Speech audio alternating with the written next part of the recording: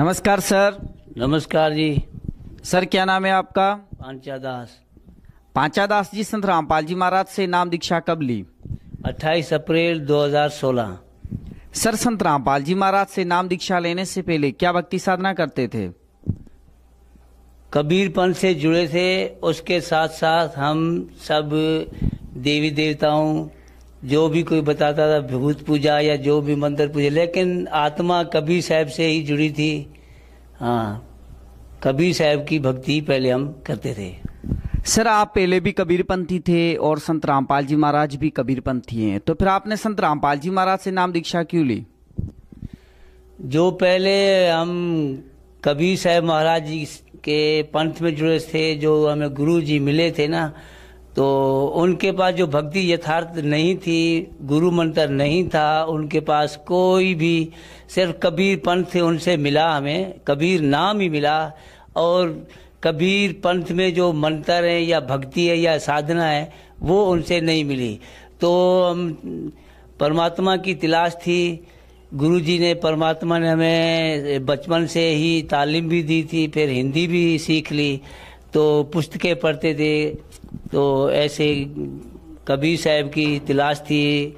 अनुराग सागर में कबीर साहब जी महाराज ने लिखा है कि धर्मीदास आपको हमने 5 परवाना दिया, फिर सतनाम परवाना, फिर सारनाम। तो उनसे पूछा ये क्या है, तो उन्होंने बोला जो आपको मंत्र दिया है ना, यही है सब कुछ, इसको ही सिमरन करते जाओ, इसका आपको सब कुछ मिलता रहेगा। तो उससे कुछ मिला नहीं। फिर परमात्मा की तलाश थी, सच्चे गुरु की तलाश थी। फिर गुरु जी महाराज जी के शरण में हम 28 अप्रैल को चले गए 2016 को। सर संत रामपाल जी महाराज से कैसे जुड़े? जैसे आप जी को बताया, गुरु जी की शरण में जाने से पहले हम बहुत जिज्ञासु थे। तो एक भगत उसने ज्ञान गंगा लेकर आया, फिर हम उसके पास गए। उन्होंने हमें वो 8 दिन के लिए ज्ञान गंगा पढ़ने को दी। उसके बाद वो वापस ले गए। उस ज्ञान गंगा में और तो मुझे समझ नहीं आई, सिर्फ गुरु जी का नाम ही की मालूमात पड़ गई जब संत रामपाल जी महाराज हैं। तो उसके बाद दूसरा भगत मिला, उसने बोला भाई कबीर साहब का ज्ञान सुनाता एक संत है, वो चैनल पर आते हैं, आप उनसे चलिए और ये देखिए। तो हम साधना चैनल पर टीवी के माध्यम से गुरु जी की मालूमात ज्ञान सब प्राप्त हुआ, और ऐसे गुरु जी की शरण में टीवी के माध्यम से गए। सर संत रामपाल जी महाराज से नाम दीक्षा लेने के बाद क्या आपको कोई लाभ भी प्राप्त हुए? जी, गुरु जी की शरण में आने से पहले मेरे घर में दास की भगतमती को प्रेत बाधा थी। दास के 4 बच्चे थे, लड़के।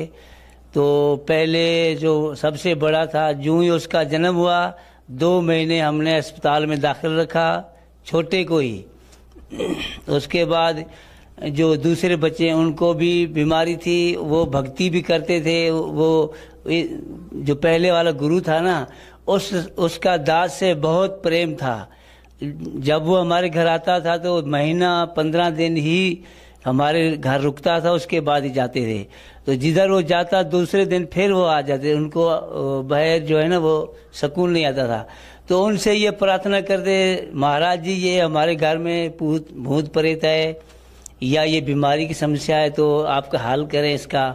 उन्होंने बोला ये मंत्र जो दिया है ना, आप इसकी भक्ति करते जाओ। तो करते करते कुछ नहीं बना भगत जी। तो गुरु जी का जो ही टीवी पर हमने वो ज्ञान सुना, तो फिर वो नंबर मिलाए। तो उधर से एक भगत जी बोला, उसने बोला ऐसे आपको गुरु जी जो पहले आपने की है ना, उसकी भक्ति साधना आपको छोड़नी पड़ेगी। दास ने बोला मैंने तो वो छोड़ ही रखी है, आप कोई सच्चा गुरु दिखाओ। तो उन्होंने गुरु जी के बारे में बोला। फिर उन्होंने भक्तों का नंबर दिया, कुछ और भक्तों का नंबर दिया, उनसे संपर्क राब्ता किया।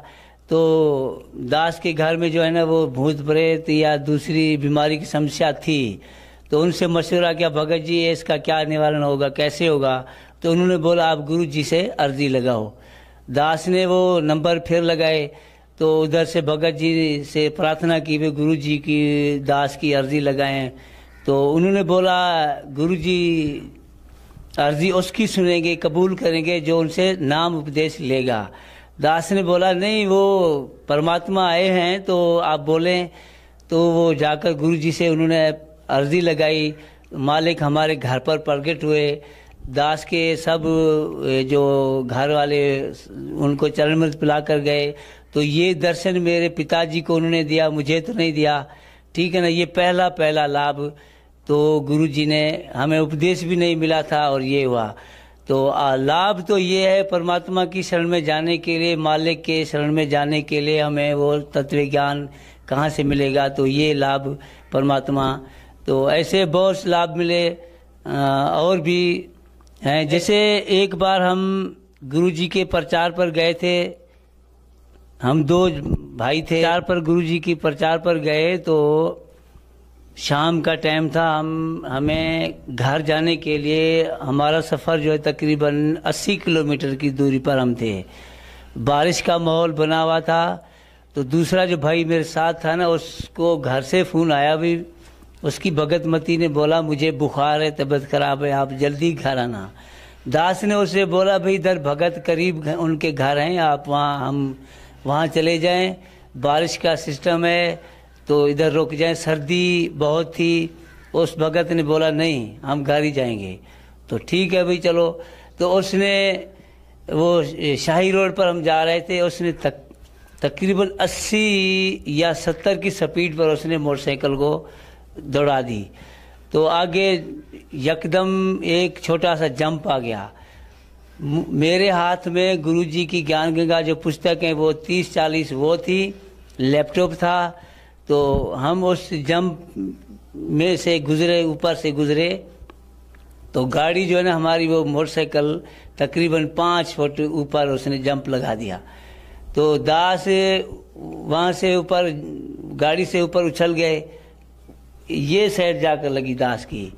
तो परमात्मा ने हमें ऐसा बचाया जो हमें कोई कुछ भी सिर्फ निशान बताने के लिए इधर छोटा सा इधर निशान पड़ा, बस ये नहीं तो अगर मेरा ये सिर लग जाता तो कुछ नहीं, ये भेजा सब निकल जाना था। तो भगत जी मालिक ने हमें वो भी बचाया उस घटना से। सर, लोगों का मानना है कि संत रामपाल जी महाराज देवी देवता छुड़वाते हैं। हाँ, गुरु जी हमें देवी देवता मिलाते हैं, छुड़ाते नहीं हैं। देवी देवता को प्रसन्न करके ठीक है उनसे लाभ दिलवाते हैं, छुड़ाते नहीं हैं। छुड़ाते तो देवताओं की जो गलत साधना है वो छुड़ाते हैं। ठीक है, जो जैसे गीता जी के अध्याय नंबर 9 के श्लोक नंबर 25 में लिखा है देवताओं की पूजा। तो देवताओं की पूजा ऐसे छुड़ाते हैं भी आप इन देवताओं पर ही पूरा भरोसा, पूर्ण मोक्ष का भरोसा ना रखो। ये आपको पूर्ण मोक्ष नहीं देंगे। इनकी भक्ति करने से जो हमें लाभ होगा वो कुछ समय के लिए है, इन स्वर्गों में रहकर इनके देवताओं के फिर वापस आ जाएंगे। तो मालिक ने, गुरु जी ने तो इतना ही बताया भी ये भक्ति हमें देते हैं, वो पूर्ण मोक्ष नहीं मिलेगा, छुड़ाते नहीं है, फिर आगे की बताते हैं। सर, भक्त समाज को क्या संदेश देना चाहते हैं? भगत समाज को देखो, परमात्मा आप आते हैं, कबीर साहब परमात्मा वो भी देते हैं। फिर ज्योति निरंजन साहब अपने जो अंश भेजते हैं अवतार रूप में, वो भी संदेश देते हैं। 4 वेद संदेश देते हैं, गीता जी, तो ये सब संदेश दे रहे हैं। तो आप उनका संदेश पढ़ें, उनके साथ साथ आखिर अब जो है ना परमात्मा जो है ना वो रामपाल जी महाराज जी के चोले में आए हुए हैं, उनके रूप में आए हैं, तो वो संदेश दे रहे हैं। हम भी प्रार्थना आपके से करेंगे दुनिया वालों से, भाई आप ये जो प्रचार चल रहा है सन 1994 से लेकर अब धड़ाधड़ कंप्यूटरों पर, ये नेट पर, गूगल या जहाँ जिस पर भी आप मोबाइल सिस्टम से या पुस्तकों के सिस्टम से या चैनलों के माध्यम से, तो आपको ऐसे आप गुरु जी की शरण में जा सकते हैं। अब पुस्तकें किताबें हाथ में लेकर भगत जन जा रहे हैं घरों में, प्रचार करें तो उनकी आप सुने और ऐसे गुरु जी की शरण में जा सकते हैं। सर, संत रामपाल जी महाराज से नाम दीक्षा कैसे ली जा सकती है? गुरु जी की शरण में जाने के लिए आपको चैनलों पर जाओ, वहाँ पर साधना चैनल है, ईश्वर चैनल है, और जो है वो ज्ञान गंगा है, या संत रामपाल जी महाराज, स्पिरिचुअल लीडर संत रामपाल जी महाराज, ऐसे यूट्यूब पर या फेसबुक पर गुरु जी के चैनल खुले हैं, उन पर आप सर्च करो। आपको साधना चैनल पर नीचे पट्टी होती है, नंबर मिलाओ और अपना राब्ते में जाओ। आपको करीबी नामदान सेंटर जहाँ भी आप रहते हैं, आप उनसे संपर्क करोगे, आपको गुरु जी के बारे में बता देंगे। धन्यवाद सर। सत साहिब।